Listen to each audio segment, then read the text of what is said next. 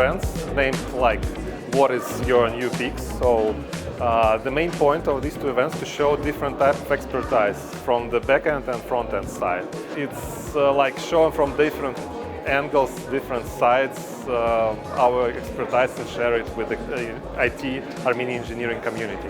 Today I was happy to present microservices. Often microservices are used as the solution. Actually, I believe there are not.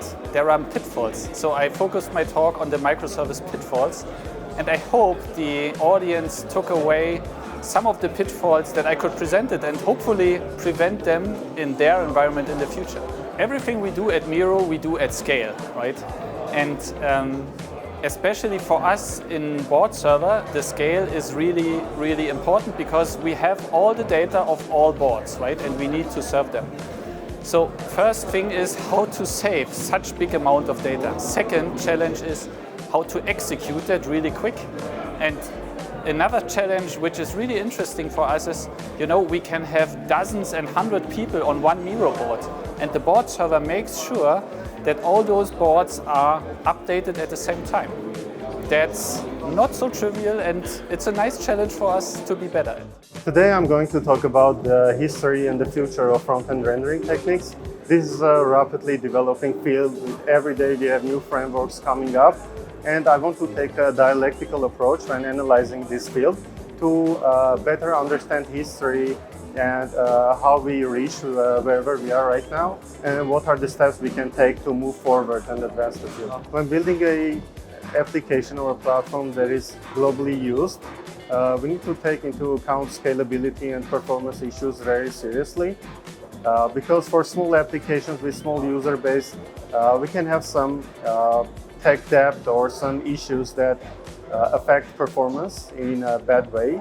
But when you have a global application used by millions of users every day in their critical workflows, it's really important to care about security, performance, and scalability so that you have as high as possible uptime for your users. As you know, Miro is a very global product and it's a huge code base. We have a lot of different technologies integrated in our code base. At the heart of Miro, there is Canvas, our rendering engine. So developers who have experience with graphics, with game making, or any sort of application that uses Canvas or WebGL can feel at home at Miro.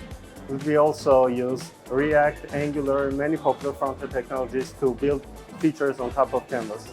On the backend, we have, again, a vast set of technologies that we use, but mainly we use Java as our backend programming language.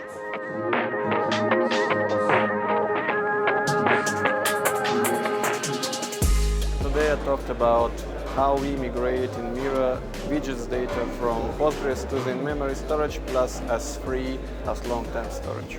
According to the trends, in-memory database is the trends right now.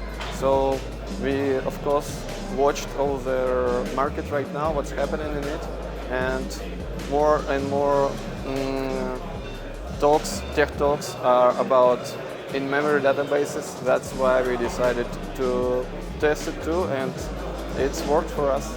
First of all, we see that the Armenian community is very dynamic, and we observe a lot of different companies on this market, a lot of amazing product companies.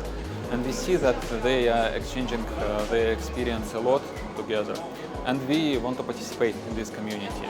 We want to bring our expertise. We want to learn more from this community, and we believe that building strong relationships together, we can evolve ourselves in both directions, and we can have a cumulative effort. Such kind of events, they are helping us to provide the visibility that we are on the market, to engage the audience and to attract them to participate, as well as to establish new connections and organize next events together with the local community. We see that Armenian community is very engaged. So each hour conversation with different companies showed us that Armenian community is very open, and they help us a lot, and they are supporting us a lot, and we want to help and support them too.